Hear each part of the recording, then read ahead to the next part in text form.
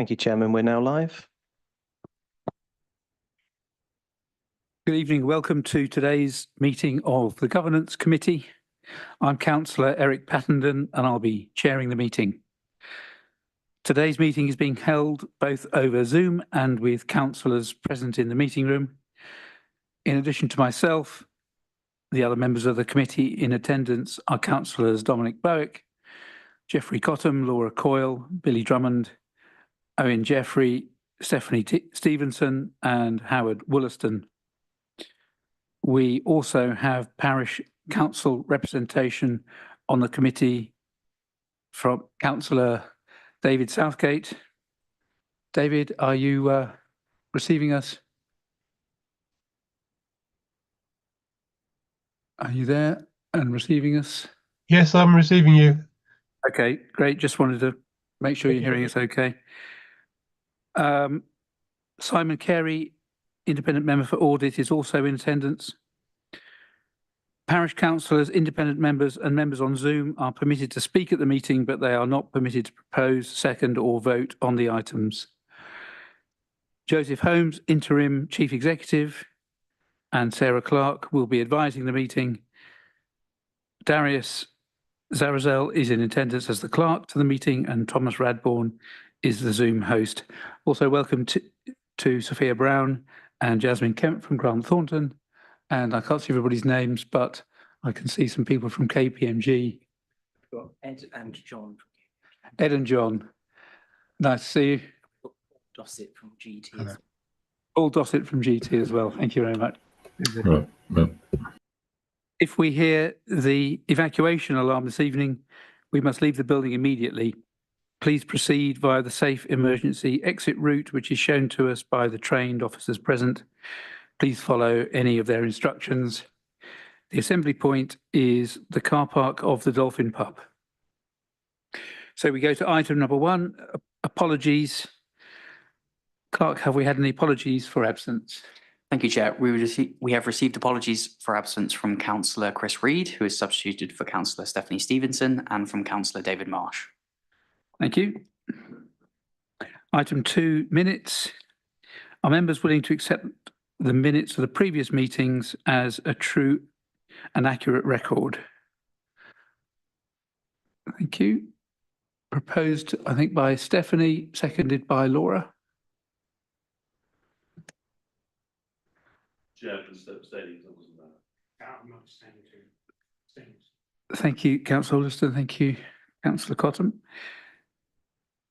I'll therefore propose that the minutes of the meetings held on the 29th of August and 1st of October be signed as a correct record.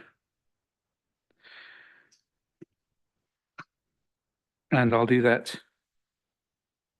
Sorry, can members raise their hand if they agree that the minutes can be signed? Thank you. And I'll sign after the meeting.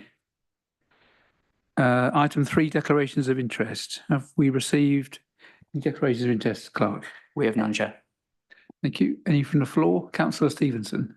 Yes, please, Chair. I would like to declare that I'm a retired teacher and therefore I'm in the West Berkshire Council Teachers Pension Scheme, which comes in within this report, but I don't think that affects my ability to take part in this committee.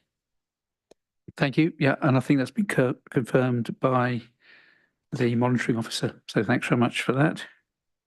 Any other declarations of interest from the floor? No. Okay. Item 4 is the forward plan. Would officers and members like to propose any amendments to the forward plan? No. Thank you. If that's just an item to note, so we can move on to item 5, which is the external audit 2021 to 22 and 22 to 23 audit findings report. Sophia, do you like to introduce it for us? Thank you. Thank you, Chair. Good evening, members.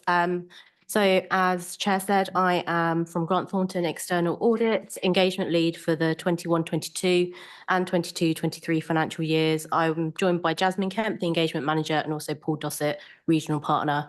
And Paul is the Engagement Lead who signed off your 2021 financial statements.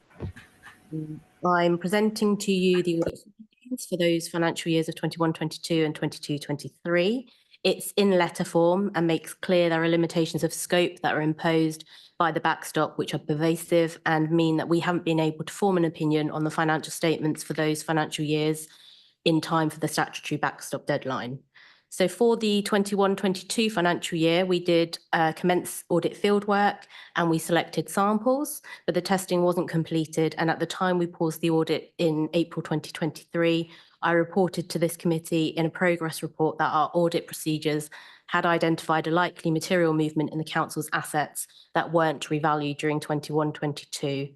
At that point, management did re-engage the valuer to provide updated valuations for those assets that had potential valuation movements that exceeded £100,000, but the revised valuations weren't ready in July 2023, which was when we were due to recommence our work on the 21-22 audit.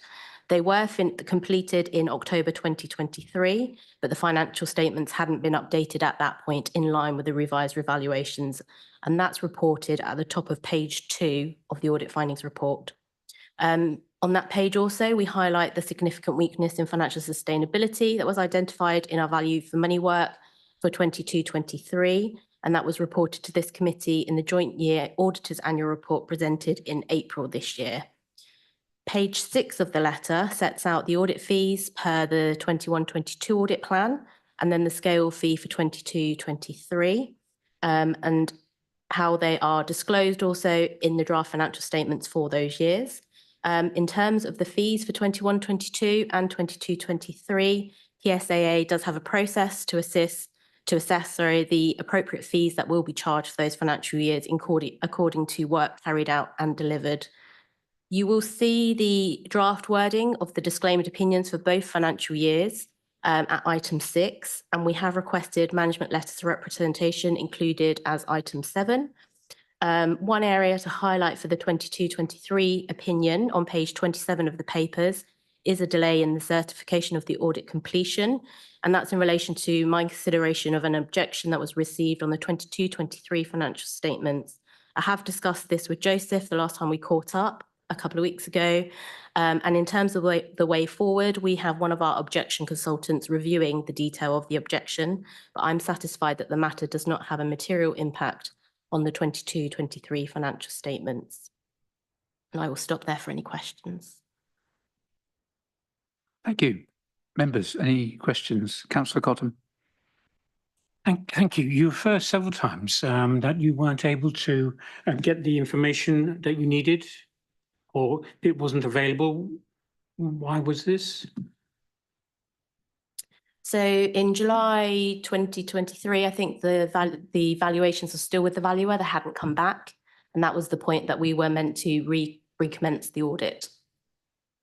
Yeah. Did that apply to any other factors within your report that you weren't able to get information from, available information? Could you get all the information you needed to make the report otherwise? So we didn't have all of the information back on our samples, no, we had some of them. Why was that? Officers hadn't finished collating the information to support the samples selected. Sorry, are we just particularly talking about the costing of the buildings and things? Or are we just, is that the focal point? That's the main point that I can draw out in the audit findings report. But on the other areas where we had selected samples for the testing of the audit, we weren't able to complete our work to mean that I can draw any conclusions. So the only thing that I can talk about in the audit findings report is the valuation point. Okay, so that's the one, maybe the officer, maybe Mr. Holmes can help me out here because I'm struggling to understand. Did we make all available, make ourselves available to all the information that they needed? Yeah, thank you. So yes, through the chair. we do make information available to the auditors. They did pick up, as Sophia was saying, they had to do some additional work on valuations. As far as I was aware, we provided that information back to Grant Thornton. There's other audit work that they can do alongside just valuation work as well as part of your audit testing. So, excuse me, Chairman. So basically, we provided any information, or it would have been made available if necessary. It would have been, I think, during that period. I think it's fair to say that GT were in and out of the audit process during what has been a really elongated audit period, because we're going back all the way to 21-22. Okay, thank you. Councillor Coyle. Thanks. Can I just clarify, because you said that the valuations were provided in October rather than July. Are you saying that that was still 2023? So I don't quite understand. Are you saying that was still too late for you to do what you needed to do?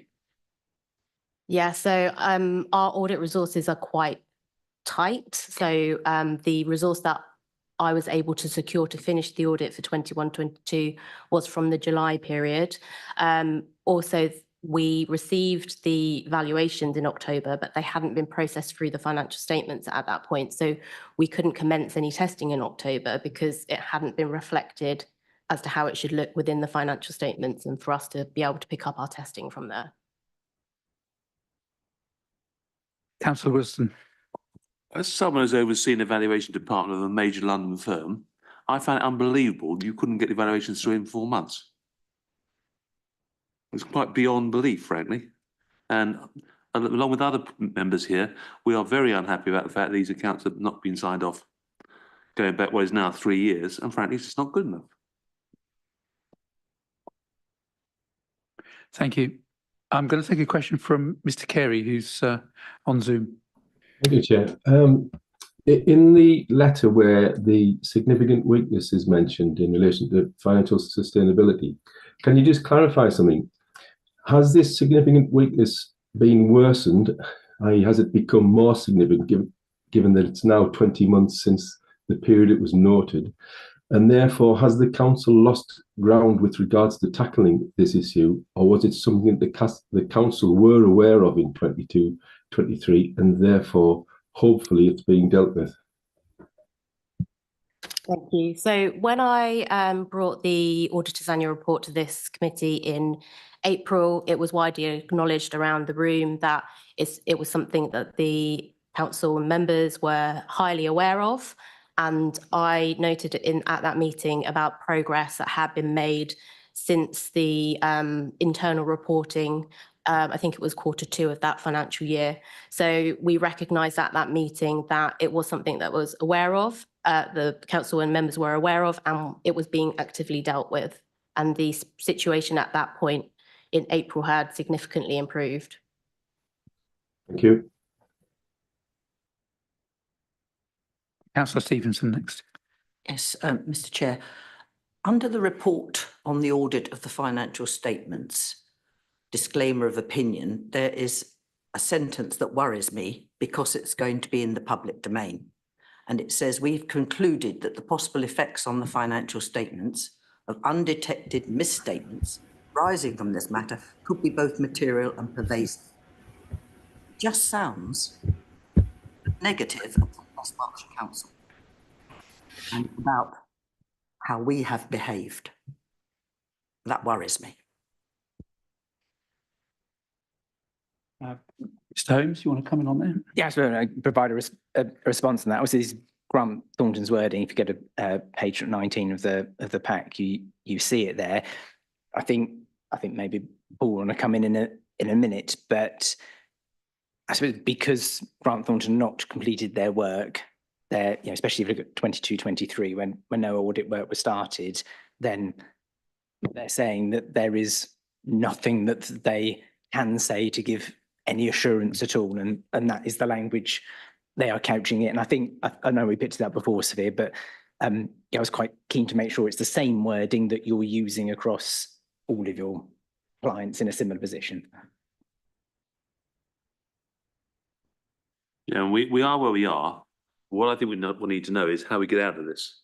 So I would like to see a firm roadmap exactly how Grant Thornton can get us out of this predicament and what we need to do to help them do that.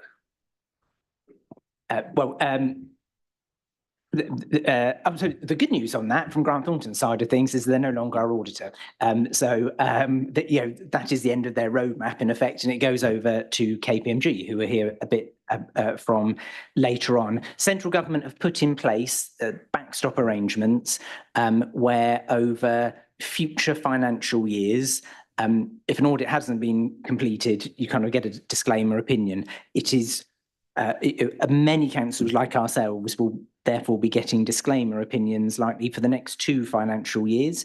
I suspect actually when KPMG come on a bit later on, they can update further on that, but that is the process that has been put in place by central government, because this will come back to the issue that for many councils up and down the country, there's not that assurance over the opening balances going back a number of years. So therefore, accounts will just keep getting disclaimed for a long period of time until assurances have been obtained by the external auditor over those opening balances. Thank you, Chairman. In that case, when KPMG come on, could they perhaps answer the same question? We need to find a way out of this. It's ridiculous. Thank you. Mr. Southgate, go ahead. Good evening.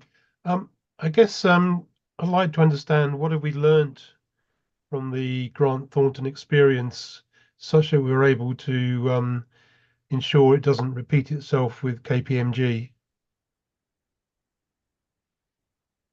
I think probably through you, Chair, maybe we pick that up when, to Councillor Worston's point, when KPMG come on, if they can talk through a bit around what the backstop roadmap looks like in the future. And sorry, Mr. Chairman, is that what we've learned? That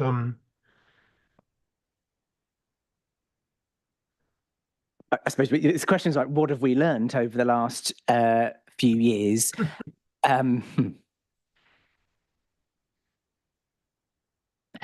I suppose what I could say is there's been a new procurement of external auditors for this round, and that round of audit fees have been significantly higher than the level of audit fee provided for the sort of 2018 to 23 period. So as to what has been learnt, perhaps from the Local Government Association, who run the public sector audit appointments organisation, hard to speak on behalf of them, but I suspect what they've learnt is that the cost of external audit needs to go up to fund a level of audit that enables external auditors to sign off their accounts in line with statutory timescales. So if you sort of take a step back, that is what is happening, is audit fees are going up significantly. And you hope that that would end up eventually, and we ask KPMG this, but end up eventually with audit timescales across the whole of the sector going back to kind of what we were used to, which was the accounts used to be prepared by the end of June, and the external auditors used to report back to committees up and down the country like this by the end of September. Thank you. Mr. Dossett, go ahead. Thank you, Chair. Just a few points that might help members on this. Just on the audit reporting point, the wording that was discussed is exactly the same wording we use everywhere. It does not change at all. Just in terms of the backstop, we're anticipating that something like 50% of all councils will be backstopped as of 13th of December. From a Grant Thornton point of view, that figure is down at 20%. So it's very unfortunate that it's happened to you in that context. But as a firm, we are doing an awful lot better than all the other firms in the market. Low bar, you may say, in some respects, but that is where we are. And I think going forward, obviously, going to talk to KPMG about their plans, but I think the series of backstops that have been put in place, so they are now permanent for the next 5 years, I think, or 4 or 5 years, will enable absolute clarity about where a council is. So I would expect, in general terms, that the disclaimer qualifications on backstop should see a gradual improvement. There's lots of issues being discussed with CLG about what we do about, for example, reserves and what you do about reserves brought forward, because they're difficult numbers to sort of form an opinion on unless you've done the work. So they are considering options on that. So we'll have to wait and see what they do to try and improve that position. But I think we are where we are. It's not satisfactory for the whole system that we're in this place. And we expect, having got through the backstop, the system as a whole to move forward into 2025. And that obviously would apply to West Berks. I'll obviously leave it to your incoming auditors to talk about their plans to make that happen. Okay, thank you. And Mr. Dossett, you're right. It's absolutely no consolation to us that we are in the 20% of councils that are being subjected to disclaimed audits. Can I ask a question to Mr. Holmes? The fees mentioned in on page 6 of this letter, is there an assumption in there that the audits will have been fully completed? Yeah, so the fees in there were the original fees that were set. I suspect what will happen next is through the Public Sector Audit Appointment Organisation that they will be working with audit firms and councils up and down the country to assess how much work has been done, where work hasn't been done, and where there's a rebate or change of audit fee up and down the country. I don't know if Grant Thornton have any further answer on when that period is expected to take place. My suspicion is that it's going to be months, would be my gut feeling. Okay, Councillor Coyle. Thank you. Can I ask I don't know if we're taking all of this together, the letter of representation. I think that comes later. Oh, is it?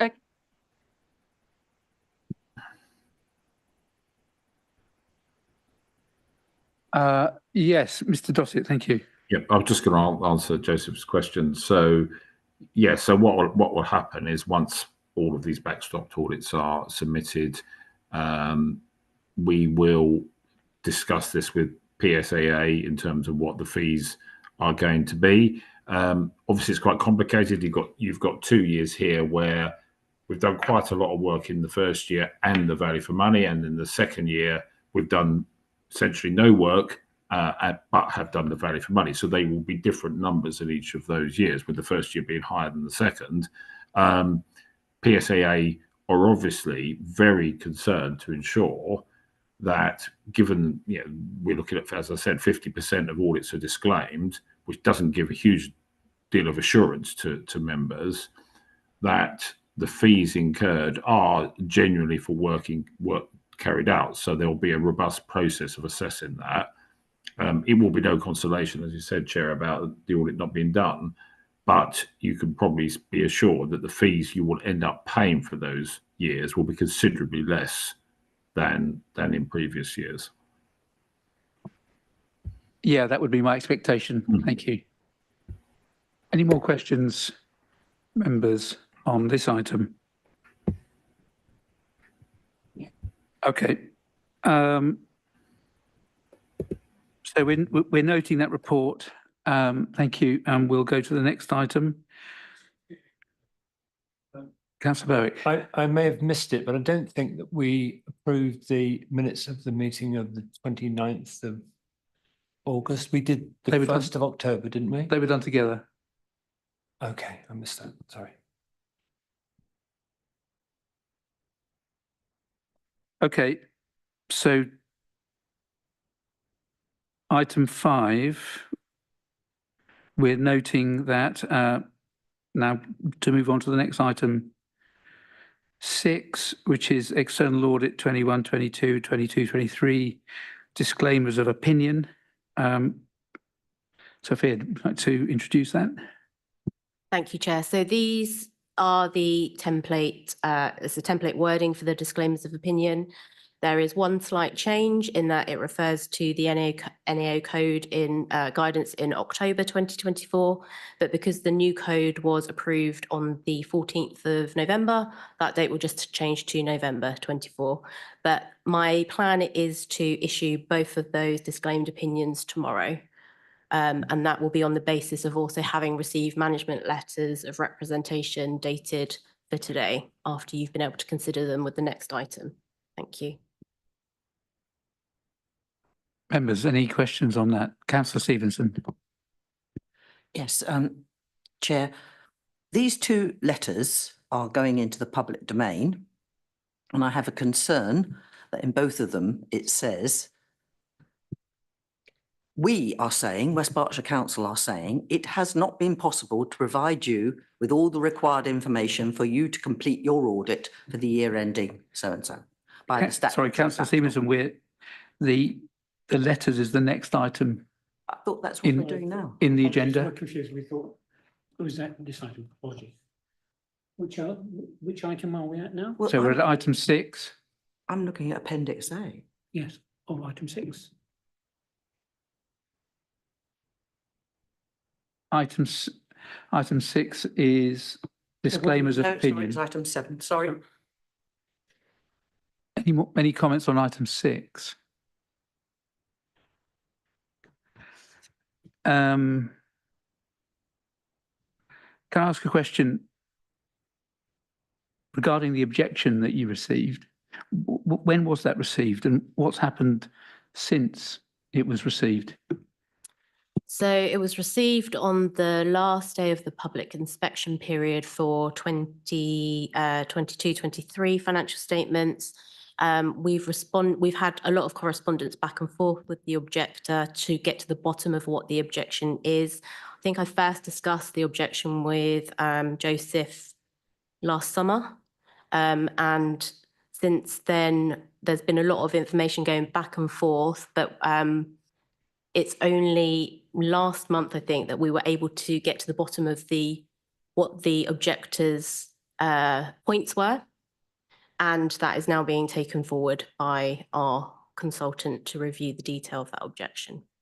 Okay, so just for my benefit, you said, I think, the last day of the objection period, but what's that in terms of a calendar date? I think 12th of July, 2023.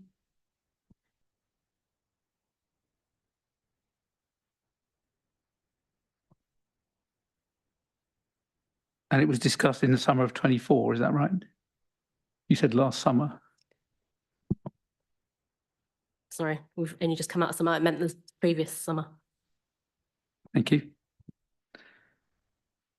Chairman, may we know what this is about? It might be confidential. You may not actually say who's making the complaint, but surely we can know what the complaint is. I believe so. Go ahead.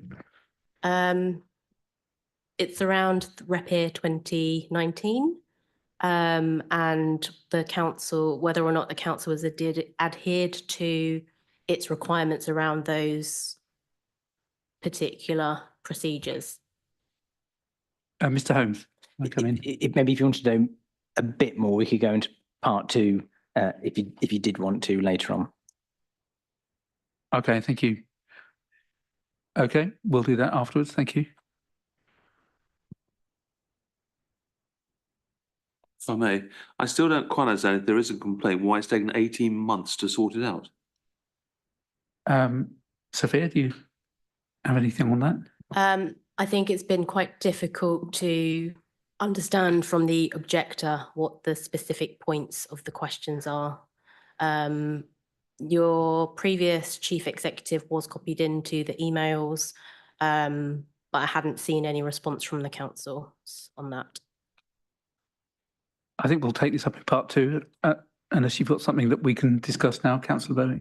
Well, perhaps we don't need to go into absolute detail, but I think it's worth saying in public session that I find it extraordinary that somebody can make a complaint and it's not attended to. Can you just give us some kind of an idea? Was it an internal complaint? Was it external? has it been considered as a serious complaint or vexatious? I think that's important that we kind of just get a feel for it here in this open session. Yeah, thank you. Mr. Holmes or Sophia, Yeah. can you respond on that? So yeah, the anyone can object to the financial statements, and that's up to the external auditors to deal with that objection. It was not an objection on like an amount in the financial statements, for example. So it's not material, figure at all in the financial statement. So it was a question around the council how it completed a process in line with certain legislation. So it was along those lines rather than a figure in the financial statement. So it was a query around internal control. Thank you.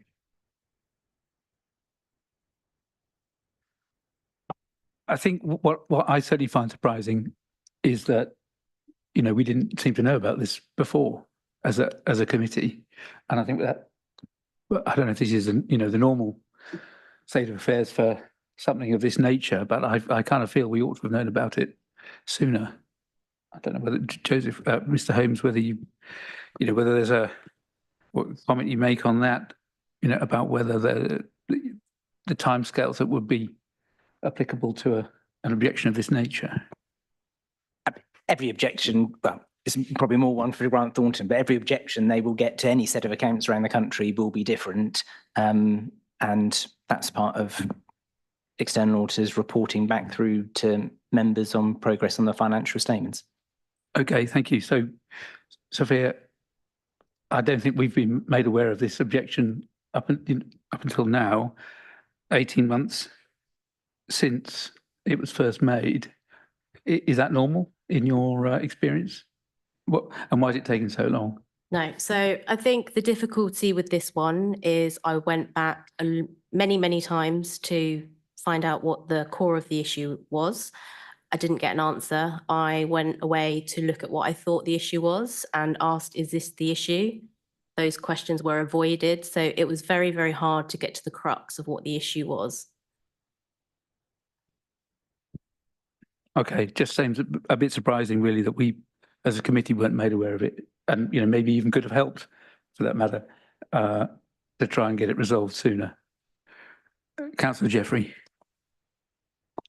Chairman, you referred a little while ago to maybe we should go into part 2. Is it going to be easier to deal with this and to actually have everybody understanding what's going on if we simply go into part 2 and get to understand it? Because I'm utterly bemused and befuddled, even more so than usual. I'm happy to go to part 2. I'm kind of thinking we ought to carry on with the rest of the agenda and then come to that at the end, if that's okay. So proposed, Mr. Chairman. Thank you. We take a vote on that and say we go into part 2 at the end of the agenda. Yeah, we can do a vote on that at the end, I think. Thank you. Okay, so if we're, given what we said, happy to note the report. Thank you, Sophia, for your presentations. We're going to move to the next item, which is item 7 and the letters of representation. Mrs. Coleman Slaughter, would you like to introduce this? Thank you, Chair.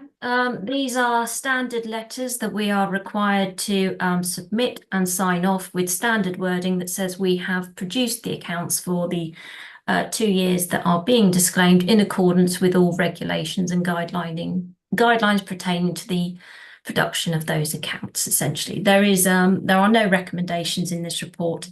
It is noting the approval of the letters, essentially. Thank you. Members, any comments on the letters of representation? Councillor Cottam, then Councillor Berwick. Yes, so you're saying this is a format. This is something we do exactly the same each year. This is nothing to do with that we have no audited accounts. Mr. Holmes, do you want to come in? Every year we do a letter of rep back to the external auditor, whoever they may be. Okay, I think maybe we're just rather sensitive that we're having to go as maybe, cap in hand asking, we're being honest here, Gov, and sending information. It's just, I think we've been sensitized by the fact that we don't know where we are. And then we have to go off and send letters saying, we've made misstatements possibly, and which I take a section to. Actually, I think our officers have been, I'm sure, have been totally clear on, and all information has been given. So we're now coming back with a normal letter, maybe, as I'm being told, but we're sensitized where we're saying, oh, really? We have to make these statements, and it appears like we've been solicitous.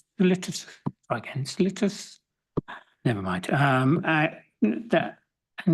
So I was going to ask for alteration, but as we can please minute that these are a normal letter being sent out, then I'm willing to defer or changing the letter. I don't know if other councillors may or may not be so.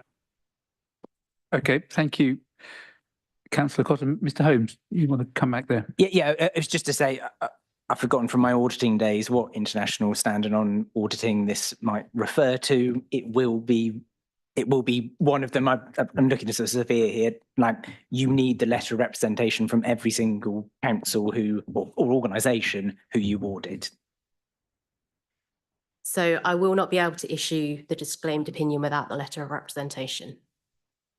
Okay, thank you. Sorry, Chairman, that didn't quite answer the question. And is this the exact letter that goes out from everybody as in the past, or is this a new format? Sorry, Chairman, to interrupt.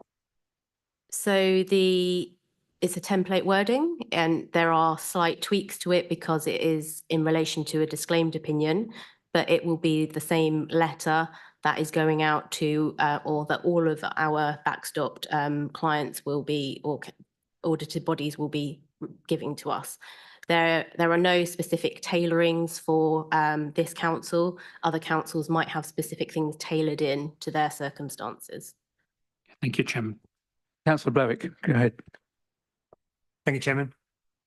We're not voting to send these letters out as they are, though, are we? Because they still need some, I mean, just from a cosmetic point of view, the fonts are different sizes, but in particular, in both letters, certainly in para 5 under financial statements, it says such accounting estimates include brackets ... So that's got to be amended. So what are we voting for here?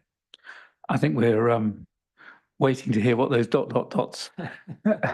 pertain to, and then I think we'll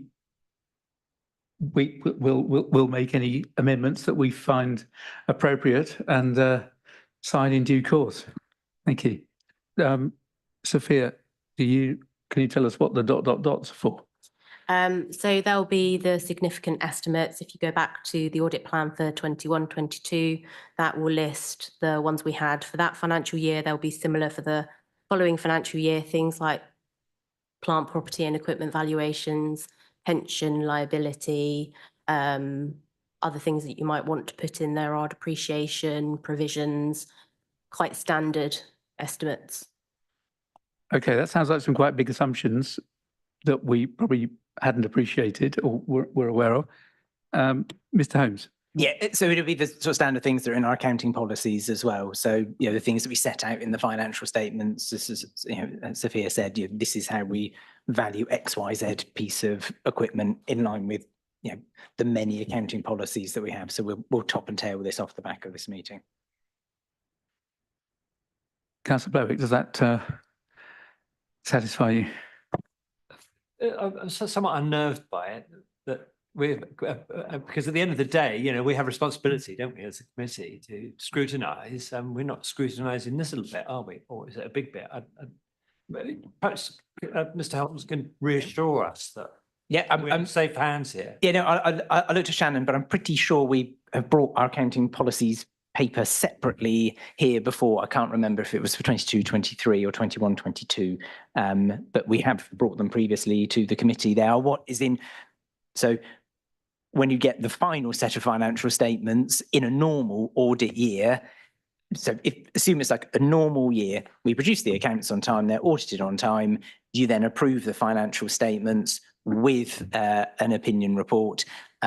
It's exactly what is in those financial statements is what you're approving, including those accounting policies. So they're just the standard ones that we have in there. Mrs. Coleman-Slaughter, would you like to come in? Thank you. Yes, just to follow on from what Joseph has said, essentially this refers to our accounting policies. We do bring a paper through this committee annually as part of our preparation for closing the accounts, which states all our accounting policies, which the committee adopts. So essentially they are our adopted accounting policies, and the letter we topped and tailed to include those. Okay, thank you. I think, yeah, go ahead, Councillor Coyle.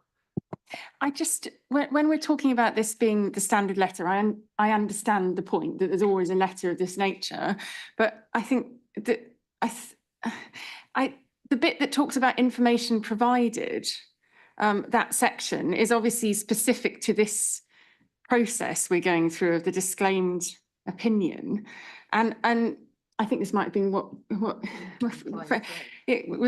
Stephanie was saying, was that it talks about, it specifically seems to shift the blame for not meeting the statutory backstop date to the council, because it says that we haven't provided you with all of these things. But then what I thought we were hearing before was that the reason was because there wasn't enough resource for that to happen in time.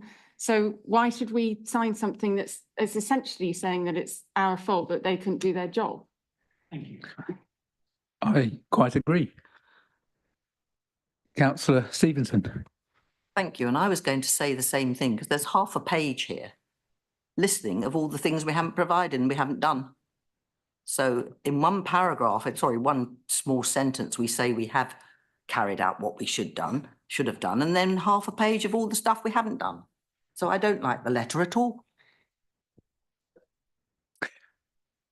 Would anybody like to propose some alternate wording? I would say, put it as simply as possible, through no fault of West Berkshire Council. These weren't, accountant couldn't access the information in time. Something, sure. There's legal minds around here who could,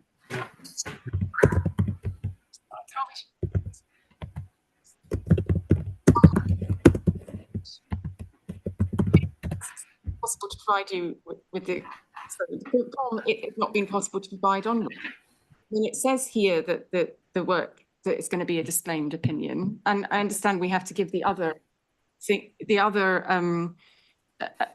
reassurances that are not, presumably I'm looking at Mr. Holmes here, are normal to this process further up the letter, but just this bit onwards where it says that we've not provided things, if that's essentially not true, then do we have to, again, I'm looking to Mr. Holmes,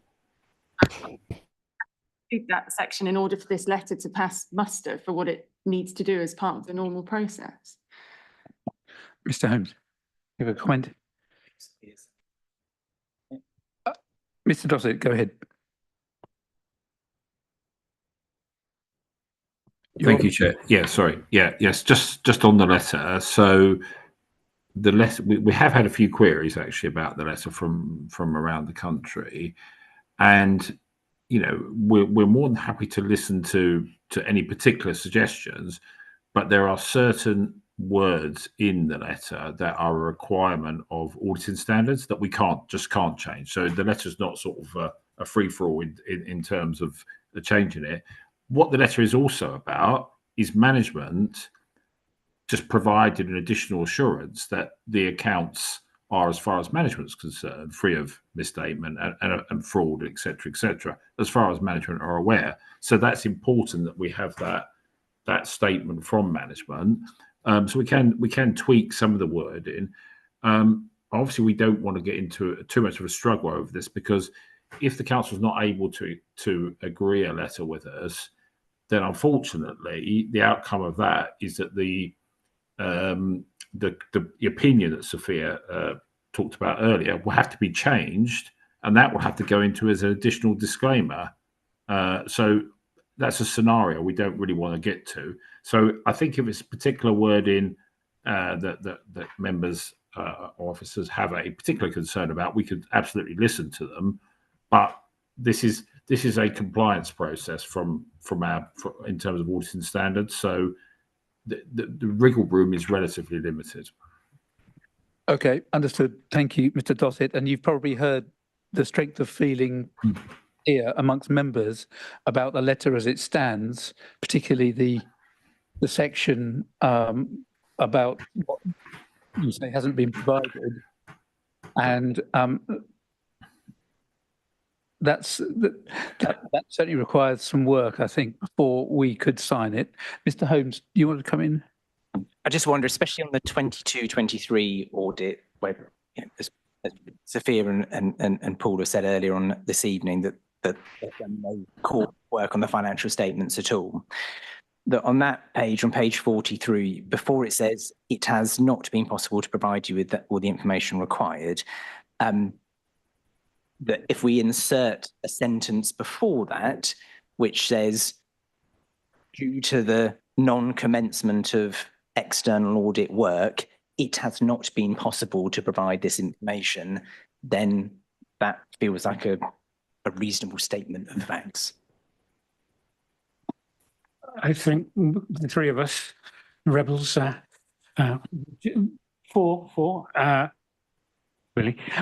would accept that as a compromise. We'd like to go further, but we realise that we are short on time, and I think just putting in that would reassure us. Okay, I can see lots of nods around the table there. And Mr. Dossett, would you find those words acceptable? I think, I mean, if that's the only change, then it's going to be quite straightforward for us to sort of come back and say, yes, that's acceptable. I mean, just as a broad thing about the backstop, one of the things the government have tried to introduce conceptually is that the backstop is automatically a no-fault backstop. So it is worded in a way that it is not supposed to blame either councils. And of course, in some cases, the reason there's a backstop can be squarely laid at the door of particular councils. Sometimes it can be squarely laid at the door of auditors, and sometimes it's more judgmental. But the idea is we have a no-fault backstop. So your wording didn't sound to me particularly controversial, I have to say. But Sophia will have to check that, and we'll come back with any issues that we might have. Okay, thank you. Please do that. And Chairman, may we delegate that to you? The letter comes back to Joseph and yourself. Make the final decision. Thank you. Yeah, and I think we'll get Grant Thornton input that to that as well. And I think the does the letter also say that in the case of West Berks Council, this is a no-fault disclaimed audit? If not, I wonder whether we could add that. So this letter is to in the opinion wording, the words mentioned, it's noted in there that the reason for the disclaimed opinion is in relation to the limitation of scope, and that means that it's imposed by the backstop. Okay, and maybe some context about the backstop then might just be useful to say that it's a no-fault backstop would be added to the letter. Useful is if you tailor the template, send it through with your revised tweaks, and then I can take that forward. Okay, happy to do that. Thanks. Darius, go ahead. Sorry, Chair, because obviously this is a agreement from the committee, if we could have a proposer and seconder.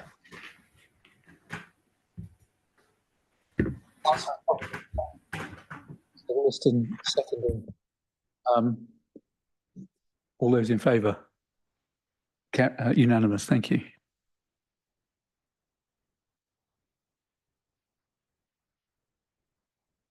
Okay.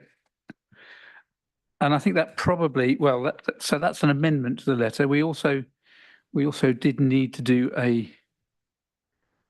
we needed to approve the signing of the letter.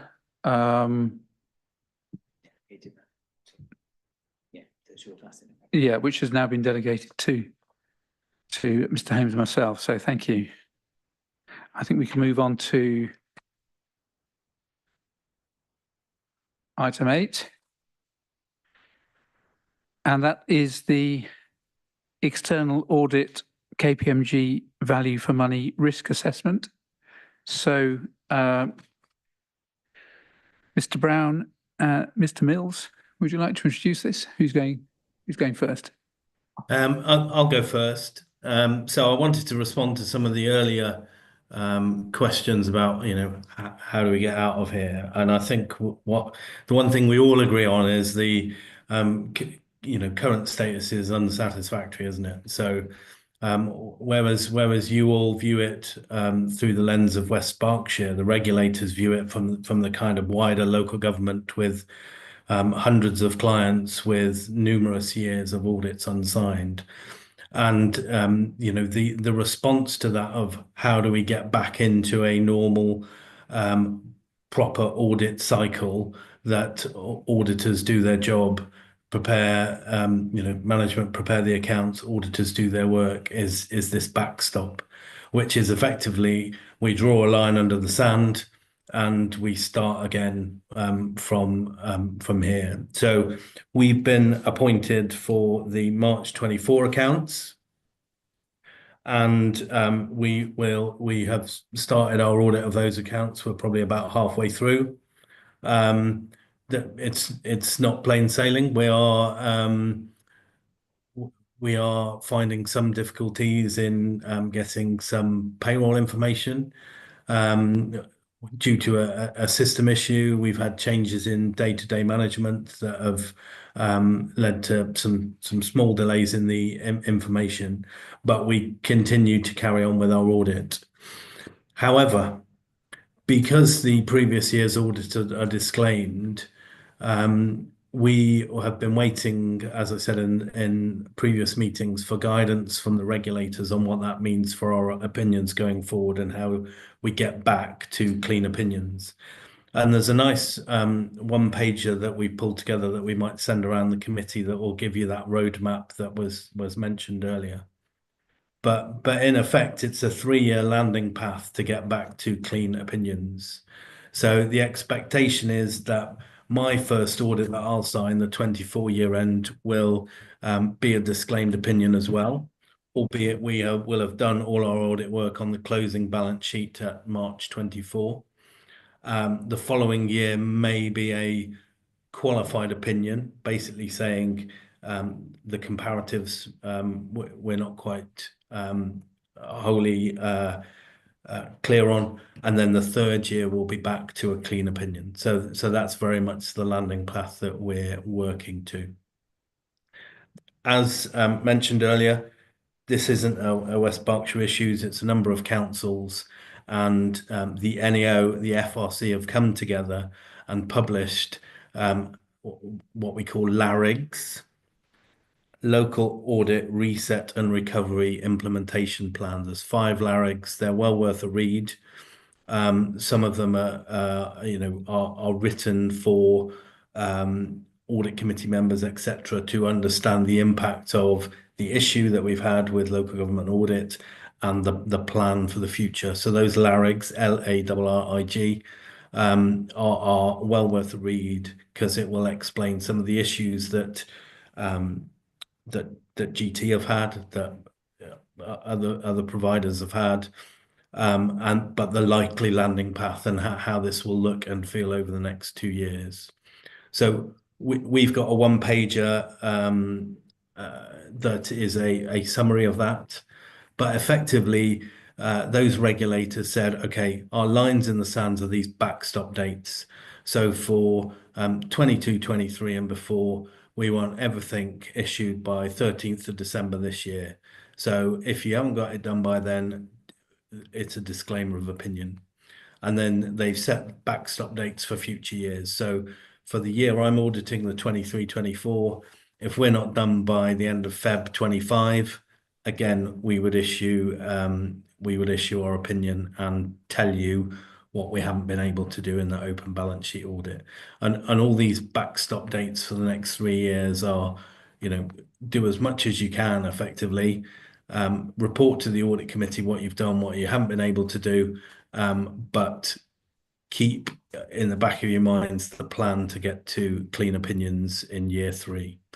So what you can expect from us is we're doing the 23-24 audit. We're focusing on the closing balance sheet on March 24.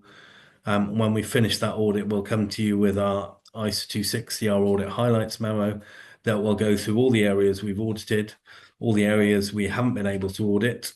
It was mentioned earlier, reserves, the impact of 2 years worth of unaudited P&Ls, but more importantly, that roadmap to get to clean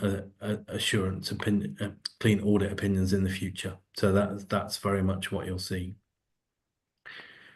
You'll remember last time we met, we came with our audit plan, which is basically where we're going to focus our work on the 23-24 audit. And we said as part of that, we hadn't finished our value for money risk assessment. So this paper is to talk through our risk assessment for our value for money work, where we think the key areas of risk are and what the areas that we're going to focus our work.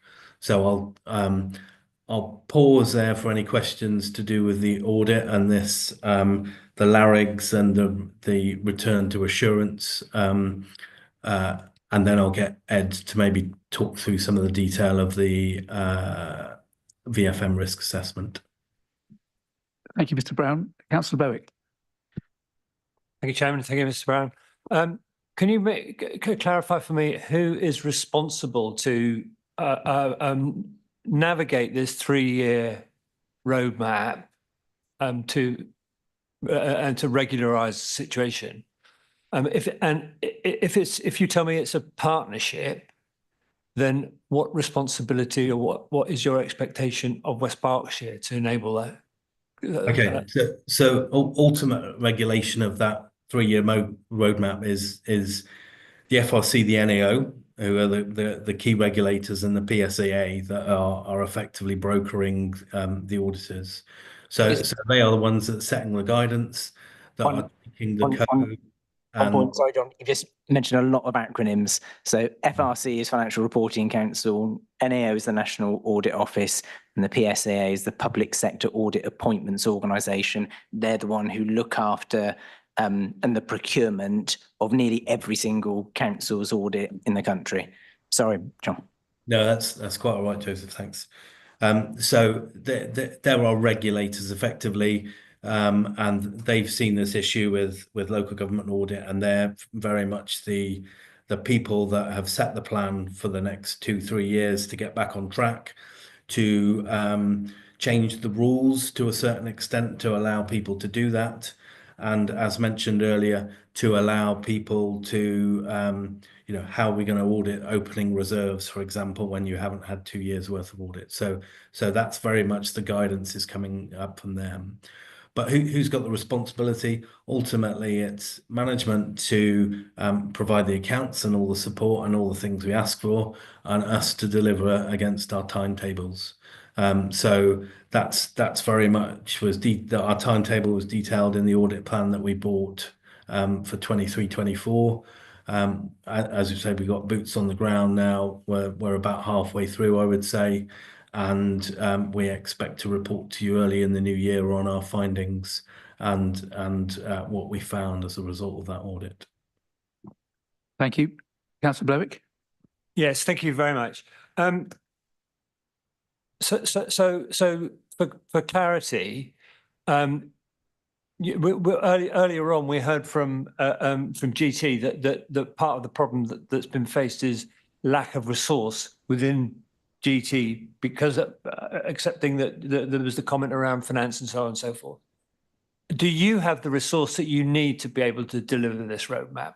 And just to kind of a further point of clarification, when you talk about management, who do you mean?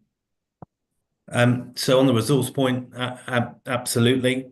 So in the retendering of these contracts, it was made very clear that we didn't want to compound the problem, and so audit firms had to show capacity plans and resilience plans. So we have taken on a local government audit book, quite a large one. We have teams in every office in the country trained up and ready to go. And Joseph and Shannon will attest that the boots on the ground have been asking the right questions and have been responsive to their queries. So absolutely, we've got that resource and plan to deliver in that new year and going forward for the next 3 years to get that reset. In terms of management, obviously, Joseph has certain responsibilities as Deputy Chief Executive Section 151, but ultimately our day-to-day is with Shannon and her team in the finance team to respond to our queries, to make sure the specialists you use, like the valuers, etc., are responding to our queries, and that has happened to date.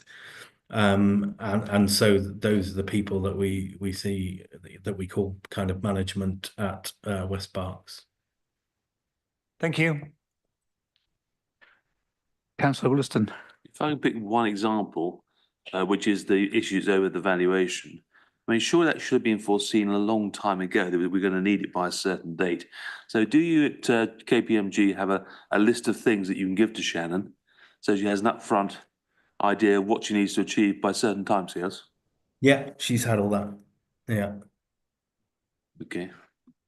And I think I don't know the detail of the prior years and the valuation issues, but you have caught up those valuation issues, and from the discussions and meetings we've had with the valuers, we're not expecting any issues to come out of that. I was only picking the valuation side of it as one example, and there must be numerous others which I'm not aware of. Sorry, can you repeat that? Sorry. So I was only picking the valuation one as a single example because it had been raised earlier. There must be numerous other suppliers or whatever that also need to perform in certain timescales. Yeah, we've listed all that out and what we expect. And I think another hurdle in previous years have been pension informations. We've sorted that. We've got a slightly different approach to that, and are doing that collaboratively with the other councils that rely on that information that we audit. So yeah, we've done our homework, we've done the correct preparation, and to a certain extent we've been sitting on our hands for quite a while waiting for a little bit more clarity on these backstop arrangements. So we have been ready to go with a good team for quite some time. So we've done our planning and prep. Mr. Holmes, you want to make a comment there? I think John's answered it was fine. Thank you. Okay. Mr. Brown, was there anything else you wanted to say then regarding the value for money report? Yeah, I was just going to hand over to Ed to just take you through the highlights. Thanks, John. So obviously, I'll take the report as read, but I will run through the detail.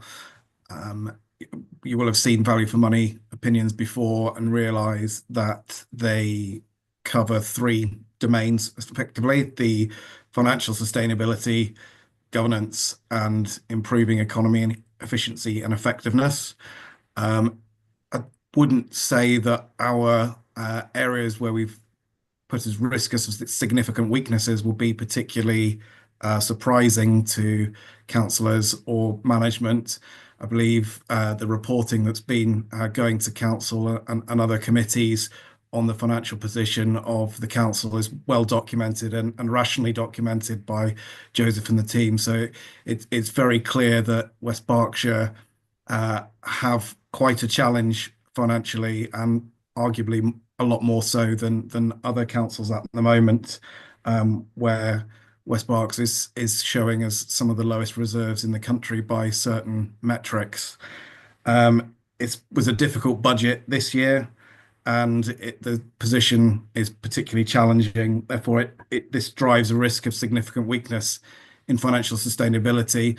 I just want to point out this is our risk assessment and not our final conclusion. So this is the areas that we're identifying that we need to look at in more detail rather than this is the final conclusion of our work. So it's a risk of significant weakness at this stage. We've also put a risk of significant weakness into our economy, efficiency and effectiveness. This was looking at benchmarking amongst other councils. It was looking at the efficiency savings that we were hoping to make in the year that weren't quite achieved, and other undelivered factors that again, they come across very well in the reporting, the revenue monitoring and other reports that have been taken to council and other committees. But it's an area that we need to explore further as part of our work. And so we've put this in as a risk of significant weakness as well.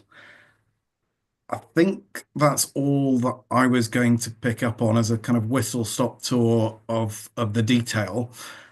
Was there anything that councillors wanted to pick up on at all as part of that?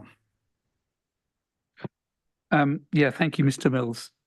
I think you're right. Firstly, before I bring anybody else in, you know, the risks that you've highlighted are well known and are being addressed by the executive. But yes, it's well useful to have some independent eyes on those as well. Thank you. Councillor Stevenson first, then Councillor Coyle. Yes, can I ask just for some clarification? On the page about improving economy, efficiency and effectiveness under the benchmarking, I'm afraid there's a sentence I really don't understand talking about off-log data.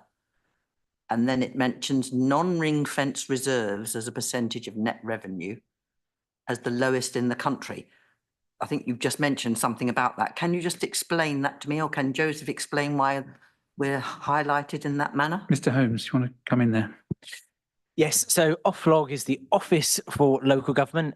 It was set up by the previous government to have a look at benchmarking data. Was one of the things that it was going to look at, as well as proposed other things. I think its remit is under review at the moment. But what it produces is using the statistics that every council puts back to central government. It has a look at a variety of things. It has a look at our roads, adult social care, waste and recycling, as well as finance. And this particular one is looking at council's total reserves as a proportion of how much money we spend, and we are amongst or the lowest in the country of a council not to have requested exceptional financial support or have issued a 114 notice. Councillor Coyle, did you have a comment or a question? Sure, I think I'm having had that bit explained to us. It's fine. I was wondering to what extent the reserves measures take account of the fact that we're a very small single tier authority, but I think that you've explained that it's as a percentage. So, any other comments, members, on that? Okay. Well, no more comments. I'd like to thank Mr. Brown, Mr. Mills for presentation.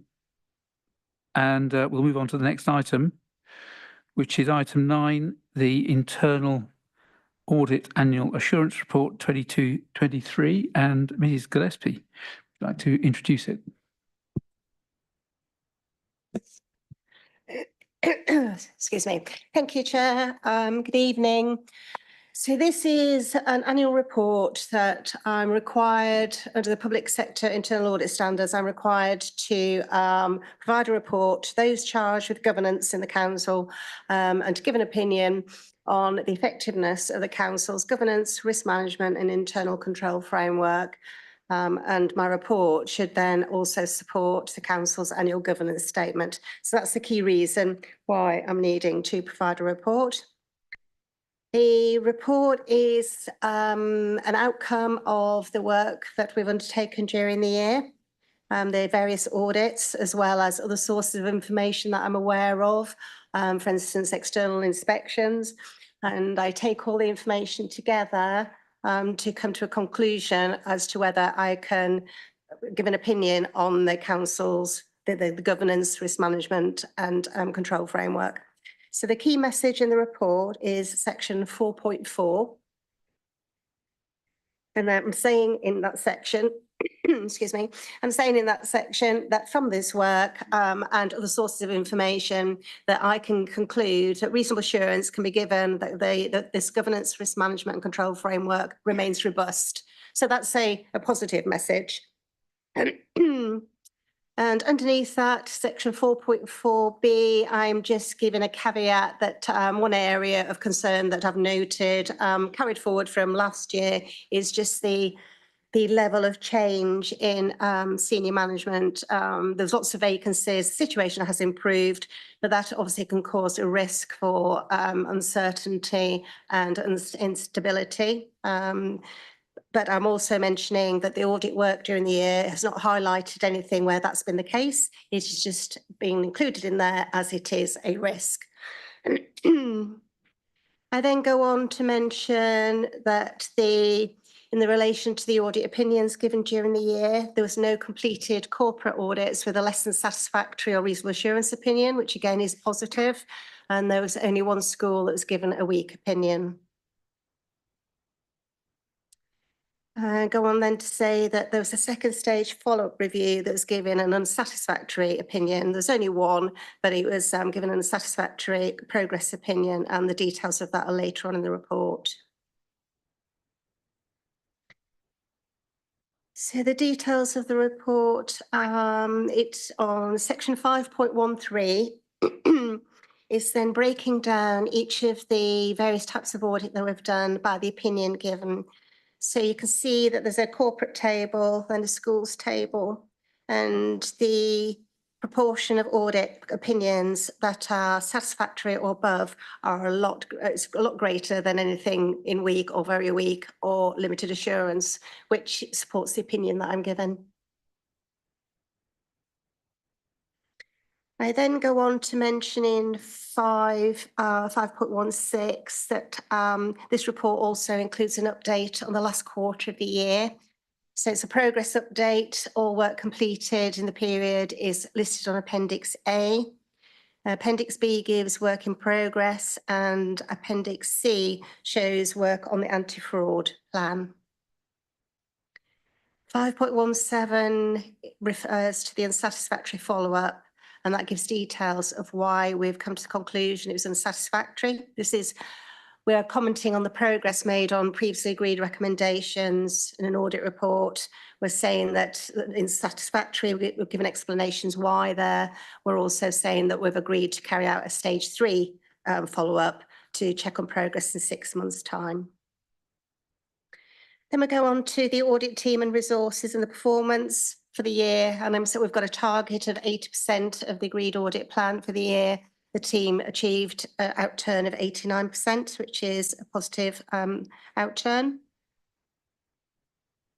And what you might find useful to see is on 5.24, page 61. There's a table that sets out the planned time for each of the types of audit work and then the actual time against it. So that the audit plan comes to this committee for approval, and this would have the planned time for last year. And I'm just setting out why the actual work differed from the planned work. And underneath the table, there's some explanations as to why. And the main reasons are there's 2 pieces of audit work that was unplanned for, and because we undertook the underplanned work, we couldn't carry out all the planned assurance work. And one of them was an investigation. There was a large piece of work on the overspend, the budget overspend, and we carried out some work in children's services last year. So that's a highlight or summary of the report. Has anybody's got any questions? Thanks very much, Mrs. Gillespie. I'd like to congratulate you and your team for the report and for the audit work that you've done on behalf of the committee. Any questions? Councillor Berwick. Thank you, Chairman. Thank you, Ms. Gillespie. As usual, very reassuring report. Thank you very much for that. In paragraph 5.15, you say that where a reasonable assurance opinion is given, further analysis is done and a follow-up is done. What are the criteria that you use to follow up an audit on where a reasonable opinion has been given? I think it should say less. It's less than, so it's less than satisfactory, or it's or reasonable. So it's where it's below the threshold where it's acceptable. Sorry. That makes sense. Thank you. Mr. Carey, would you like to come in? Chair. Yeah, Julia, it's in connection with the senior management vacancies, and I think it's really a question that I'm probably directing to Joseph here. I asked a similar question to the committee last September, and it was regarding how this issue was being addressed. Joseph stated that the chief exec had general oversight of the senior management recruitment, and due to that, the risk had been included as one of the top 4 corporate risks to the council. And I think it is a question for Joseph. Joseph, is this still the case? And are you able to advise further what's going on? Do we know what the issue is? Why does nobody want to come to work at West Berkshire? Mr. Holmes. Excellent. Well, it's great, isn't it, sitting as the interim chief exec? But I did note that KPMG demoted me earlier, but I'll let them off. That's fine. So I think to the point around having interims, all of those interims generally have been internal, and I think as Julie noted a minute ago, there has been quite a lot of recruitment activity that's taken place that has reduced down the number of interim posts that we've had. So it is a much smaller number at the moment. So I think internally at the moment, I think include my work at the moment, I think it's only 2 posts. So there's been quite a lot of progress that's taken place over the last 6 to 9 months. So is it still one of the top 4 corporate risks, Joseph? Oh, I'd have to check. I don't believe it is, but I'd have to check when the next risk paper comes through here. But I don't think it is in the top 4 at the moment. Joseph can answer that. I think it was on the annual governance statement for last year. It wasn't for this year.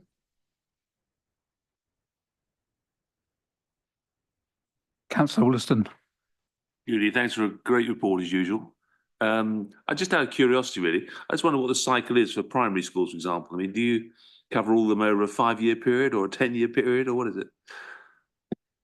We aim to do them at a maximum of every 6 years, but they're also risk assessed. So if we carry out a review and it's less than satisfactory, we'll do a follow-up. If we're still concerned on the progress, we would revisit them sooner than the 6 years. So it's maximum 6 years unless they're risk assessed of a higher risk, and then it'd be sooner. And is that the same with every risk? With every Other departments, for example, in the council? Schools. Yeah, but other departments? The audit plan is broken down to high, medium and low risk. If it's high risk, it's approximately every 5 years. Medium risk is approximately 7 to 8 years. Low risk, 9 years plus. But those risk categories are reassessed every year. So an average of 6 or 7 years is about right? Yeah. Thank you very much.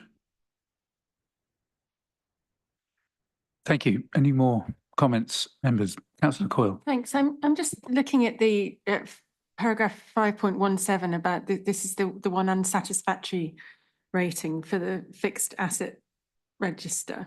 I mean, partly just a comment that it just seems to be taking quite a long time to get to a point where your team is comfortable with it, because it says that the first stage follow-up was what was basically 2 years ago. And I'm sorry, I should probably know this. I'd quite like to understand what the risk to the council is in this continuing to be an issue, that that there's the risk of errors in the accuracy and completeness of it. How big a worry should this be? Because it seems to be taking a long time. This in a way links into what we were talking about before about the external auditors and valuation of assets. So the fixed asset register is basically the council's record of all our assets that we hold. It is, and also it links in, so accountancy own that record, but liaise with property. It's a live document, not document, database. There's an awful lot of records on there. And there's some quite complex accounting requirements with it, as well as liaising within the council for all services, ICT, for instance, to make sure that what's on there is accurately reflected. And some of our protocols and processes of collating that information could be better than they have been.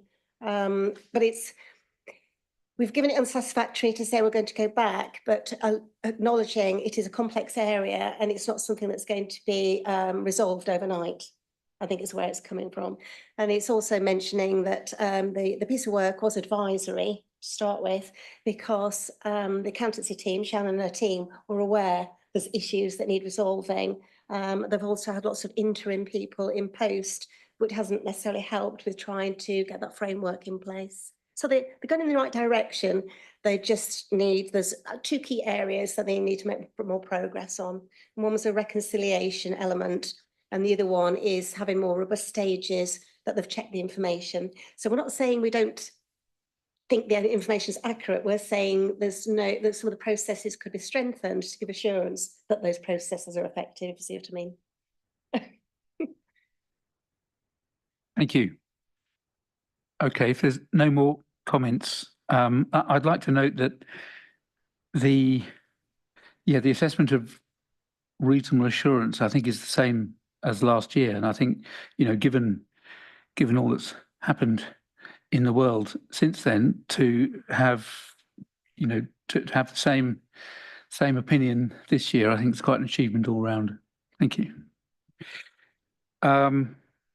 Okay, no decision needed. If the committee is satisfied to note the report, I'll move on to the next item, which is item 10 and the internal audit update report, Q1 2024-25, and Mrs. Gillespie to introduce again. Me again. A shorter report. This is the regular report that comes through to committee, where I'm just giving you an update for the quarter of what work we've been doing for the year. Sorry, the year to date. And Q1, the key message is there's nothing of concern that our works that we've completed. There's nothing of concern that I need to highlight to committee.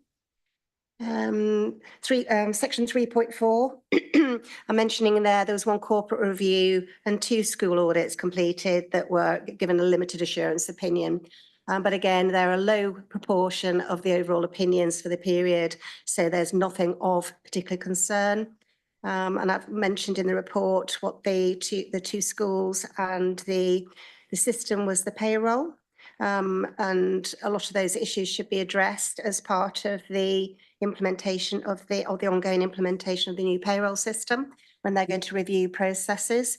So there's a plan of action in place, and we will be revisiting the 2 schools and the payroll audit within 6 months after we finalise the report to check on progress.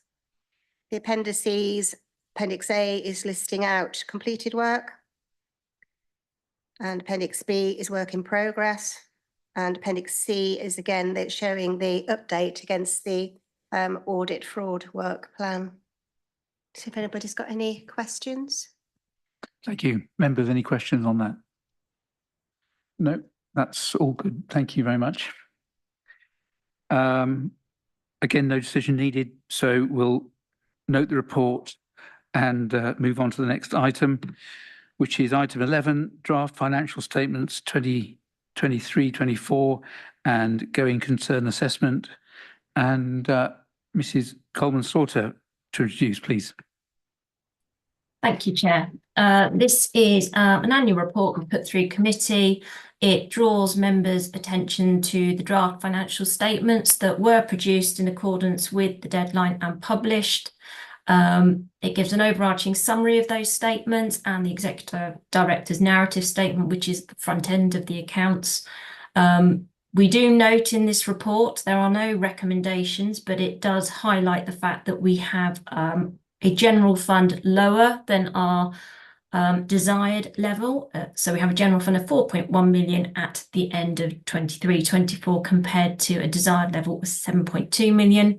It goes further on to undertake the going concern assessment, which at the time of the balance sheet date, the council satisfied the going concern requirements, and I'm happy to take questions. Thank you. Members, any questions? No, then thank you to the officers. Okay, thanks very much. No questions, so no decision needed. If we're satisfied to note points 2.1a, B and C in the report, we can proceed to the next item. And those are the recommendations that are given. Which, thank you, that's fine. We'll move to the next item, which will be our part 2 discussion on the point raised earlier. So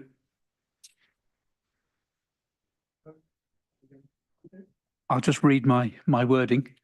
Thank you.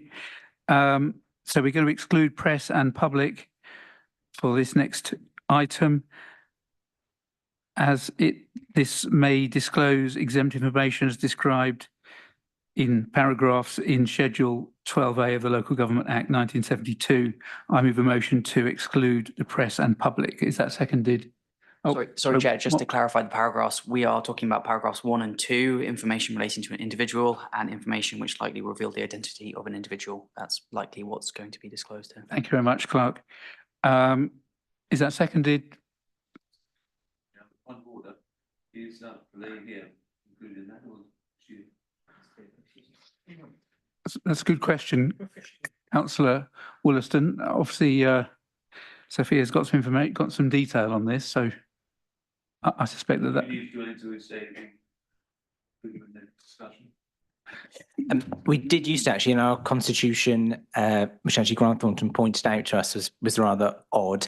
It, always have to ask for Grant Thornton, even during the normal debate, to participate in discussion. So I'm fully content that, given the objection has been directly addressed to Grant Thornton, that is reasonable in part 2.